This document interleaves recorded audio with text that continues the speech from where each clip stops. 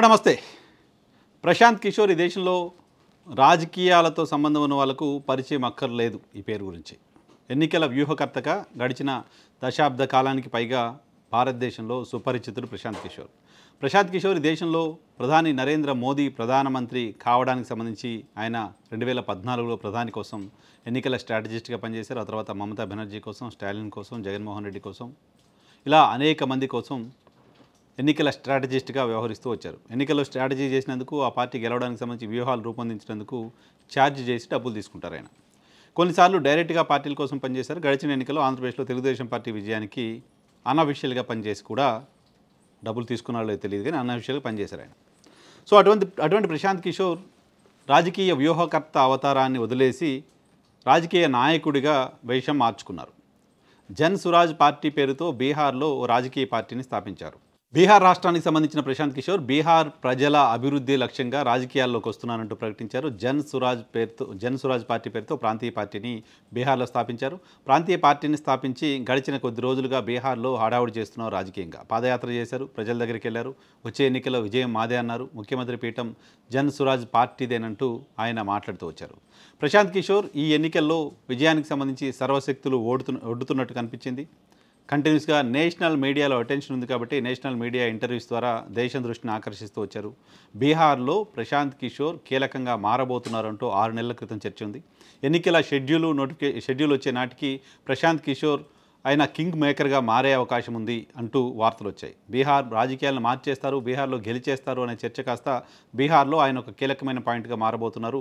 20-30 సీట్లలో ప్రశాంత్ కిషోర్ ప్రభావితం చూపించే అవకాశం ఉంది, 20-30 సీట్లు గెలిచే అవకాశం ఉంది అంటూ వార్తలు చూశాం. సో అంటే రాను ప్రశాంత్ కిషోర్కి సంబంధించిన ప్రభావం తగ్గుతూ ఉన్నట్లు కనపడింది. బీహార్లో ప్రశాంత్ కిషోర్ తను గెలవడం కోసం కాకుండా, తన పార్టీ విజయం సాధించడం కోసం కాకుండా ఇంకెవరి కోసమో పనిచేస్తున్నారు లాంటి ఇంప్రెషన్ ఉంది. ఆ ఇంకెవరో భారతీయ జనతా పార్టీ అనే చర్చ కూడా ఉంది. బీహార్లో ఎన్డీఏ కూటమిని వదిలేసి అక్కడ ప్రతిపక్ష ఆర్జేడీ టార్గెట్గా మొత్తం క్యాంపెయిన్ చేస్తూ వచ్చారు.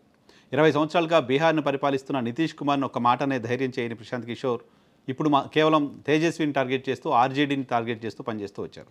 కారణం ఏంటంటే ఆయన గతంలో జేడీయూకి సంబంధించిన ఉపాధ్యక్షుడిగా పనిచేశారు. రాజకీయాల్లోకి వచ్చి పార్టీ ఇప్పుడు పెట్టినప్పటికీ ఆయన గతంలో జేడీయూ ఉపాధ్యక్షుడిగా పనిచేశారు. జేడీయూ పార్టీలో చాలా యాక్టివ్గా పనిచేశారు. నితీష్ కుమార్ కోసం ఎన్నికల్లో పనిచేశారు ఆయన గతంలో. కాబట్టి నితీష్ కుమార్ పైన ఉన్న ప్రేమో, భారతీయ జనతా పార్టీతో అంతర్గతంగా ఉన్న సంబంధాలు తెలియదు, కానీ అధికార కూటమిని వదిలేసి అక్కడ ప్రతిపక్ష ఆర్జేడీ టార్గెట్గా విమర్శలు చేస్తూ వచ్చారు. ఆర్జేడీ వస్తే అరాచకం వస్తుంది అంటూ పదే మాట్లాడుతూ వచ్చారు. సో ప్రశాంత్ కిషోర్ వచ్చింది ఆర్జేడీని కాంగ్రెస్ కూటమిని ఓడించడానికి తప్ప భారతీయ జనతా పార్టీని ఓడించడానికో, తాను అధికారంలోకి రావడానికో కాదు లాంటి విశ్లేషణలు ఇటీవల కాలంలో పెరిగిపోయాయి. అటువంటి విశ్లేషణలు వచ్చేలాగా ఆయన బిహేవ్ చేస్తూ వచ్చారు. సో ఇప్పుడు చివరికి అధికారంలోకి వస్తామన్నారు, కింగ్ మేకర్ అన్నారు. చివరికి ఇప్పుడు ఆయన పోటీ చేయటానికి కూడా భయపడి పారిపోతున్నారు. పీకే పలాయనం చిత్తగిస్తున్నారు. పీకే పారిపోతున్నాడు. ఎమ్మెల్యేగా పోటీ చేస్తే గెలవననే భయమో, ఎమ్మెల్యేగా పోటీ చేసి గెలిచిన అసెంబ్లీలో చేసేదేమీ లేదు, నేను ఒక్కడనో ఇద్దరినో అక్కడికి అసెంబ్లీకి పోవడం వల్ల అని అనుకుంటున్నారో తెలియదు, కానీ ఆయన బీహార్ అసెంబ్లీ ఎన్నికల్లో తాను పోటీ చేయట్లేదు అని ప్రకటించారు. ప్రశాంత్ కిషోర్ ఎన్నికల్లో పోటీ చేయకపోవడం అనేది ఏ రకమైన స్ట్రాటజీ తెలియదు, కానీ ఆయన ఎన్నికల్లో పోటీ చేయను అని తీసుకున్న నిర్ణయం మాత్రం ఆయన ఓటమి భయంతో తీసుకున్న నిర్ణయంగా కనపడుతోంది. ఎందుకంటే గతంలో తేజస్వి యాదవ్ పోటీ చేస్తే ఆయనకు సంబంధించిన నియోజకవర్గం, ఆయన పోటీ చేయబోతున్న నియోజకవర్గం రాఘవపూర్ నియోజకవర్గంలో తేజస్వి యాదవ్ పైన ప్రశాంత్ కిషోర్ పోటీ చేస్తారంటూ ప్రచారం విస్తృతంగా జరిగింది. నేను పోటీ చేస్తాననే ప్రకటన కూడా ప్రశాంత్ కిషోర్ గతంలో చేశారు. తేజస్విని ఓడిస్తాను, తేజస్వి పైన పోటీ చేస్తాననే ప్రకటన, ప్రగల్భాలు కూడా గతంలో చూసాం. అటువంటి ప్రశాంత్ కిషోర్ ఇప్పుడు రాఘవపూర్లో నేను వేరే క్యాండిడేట్ని పెట్టేస్తున్నాను కాబట్టి నేను పోటీ చేయట్లేదు, నేను బయట ఉండి పార్టీని గెలిపిస్తున్నాను అంటున్నారు. ఇది ఏ రకమైన స్ట్రాటజీ అర్థం కాలేదు నిజానికి. రాజకీయ పార్టీకి సంబంధించిన అధ్యక్షుడిగా ఉన్నవాళ్ళు ఎన్నికల్లో పోటీ చేయకుండా నా అభ్యర్థులు గెలిపించడం కోసం నేను క్యాంపెయిన్ మాత్రమే చేస్తాను అంటే దాన్ని పలాయనవాదం అనే అంటారు, పారిపోవడం అనే అంటారు, భయపడడం అనే అంటారు. దేశంలో అనేక పార్టీలు ఉన్నాయి, అనేక పార్టీలకు అధ్యక్షులు ఉన్నారు. అనేక పార్టీల అధ్యక్షులు ఎన్నికల సందర్భంగా ఒక చోట కాదు 2 చోట్ల కూడా పోటీ చేయడం చూస్తున్నాం. వాళ్ళే 2 చోట్ల పోటీ చేసి మిగతా నియోజకవర్గాల్లో కూడా పార్టీ అభ్యర్థుల విజయం కోసం పనిచేయడం చూస్తున్నాం. 11 ఏళ్ళుగా ప్రధానమంత్రిగా ఉన్న మోదీ కూడా ప్రతి ఎన్నికల్లో ఎలక్షన్లో పోటీ చేస్తూనే ఉన్నారు. అనేక చోట్ల ఎన్నికల్లో పోటీ చేసి తాము గెలవడంతో పాటు అభ్యర్థులను గెలిపించే బాధ్యత పార్టీల అధ్యక్షులు తీసుకుంటూ ఉంటారు. 1-2 చోట్ల నితీష్ కుమార్ లాంటి వాళ్ళు ఎన్నికల్లో పోటీ చేయరు, ఆయన శాసనమండలికి ఎన్నికవుతూ కంటిన్యూస్గా ముఖ్యమంత్రిగా ఉంటూ వస్తున్నారు. గడిచిన ఎన్నికల్లో మమతా బెనర్జీ ఎన్నికల్లో పోటీ చేసినప్పటికీ ఓడిపోయి తర్వాత ముఖ్యమంత్రి అయ్యారు. కానీ ప్రశాంత్ కిషోర్ పోటీ చేయను అని తీసుకున్న నిర్ణయం మాత్రం భయంతో తీసుకున్న నిర్ణయంగా కనపడుతోంది.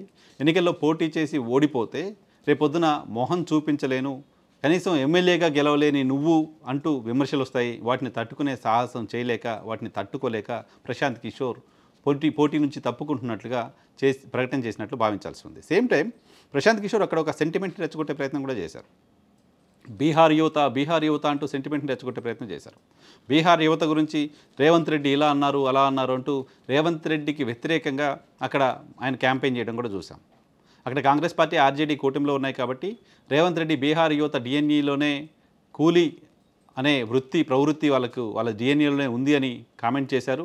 ఆ కామెంట్ బీహారీలందరినీ అవమానించేలా ఉంది అంటూ అక్కడ రేవంత్కి వ్యతిరేకంగా, కాంగ్రెస్కి వ్యతిరేకంగా, ఆర్జేడీకి వ్యతిరేకంగా క్యాంపెయిన్ చేసి ఎమోషన్ని రెచ్చగొట్టి ఓట్లు దండుకోవాలనే ప్రయత్నం ఆయన చేసినట్టు కనపడింది. అటువంటి ఎమోషన్ కూడా తను గెలిపిస్తుందేమోననే నమ్మకం ప్రశాంత్ కిషోర్కి లేకుండా పోయింది. అటువంటి ఎమోషన్ని రెచ్చగొట్టడం నా కోసం కాదు, అది బీజేపీ కోసం, కాంగ్రెస్ని ఓడించడం కోసం అనే విషయం తేలిపోయింది. ఈ కారణంగానే ప్రశాంత్ కిషోర్ బీహార్ ఎన్నికల్లో పోటీ నుంచి తప్పుకున్నారు. బీహార్ ఎన్నికల్లో ప్రశాంత్ కిషోర్ పోటీ నుంచి తప్పుకోవడం అనేది ఆయన పార్టీకి ఖచ్చితంగా శరాఘాతంగా మారబోతోంది. ఆయనే పోటీలో లేకపోతే అభ్యర్థుల్లో కూడా నైతిక స్థైర్యం ఉండే పరిస్థితి ఉండదు. పైగా ప్రశాంత్ కిషోర్ గడిచిన కొద్ది రోజులుగా బీహార్ అంతా పాదయాత్ర చేశారు, అనేక సభల్లో అటెండ్ చేశారు, కంటిన్యూస్గా మాట్లాడుతున్నారు. ఆయన మాట్లాడిన దానికి అటెన్షన్ ఉంది మీడియాలో, బీహార్లో, దేశంలో. అటువంటి వ్యక్తి ఆయన ఎక్కడి నుంచైనా క్యాంపెయిన్ చేయొచ్చు. ఇప్పుడున్న పరిస్థితిలో, ఇటువంటి డిజిటల్ యుగంలో ఇంకెక్కడో నేను క్యాంపెయిన్ చేయాలి కాబట్టి, ఇంకెవరినో గెలిపించాలి కాబట్టి ఇప్పుడు ఇక్కడ ఎన్నికల్లో పోటీ చేయలేను లాంటి మాట ఒక పార్టీ అధ్యక్షుడు మాట్లాడడం అనేది ఏమాత్రం లాజికల్గా లేదు, ఏమాత్రం మ్యాచ్ అవ్వట్లేదు ఆయన చెప్తున్న మాటలకు, చేస్తున్న పనులకు. కాబట్టి పీకే భయపడ్డాడు, పీకే పారిపోతున్నాడు, పీకే మరోసారి చెప్తున్నాను పలాయనం చిత్తగించాడు అని అర్థం చేసుకోవాలి.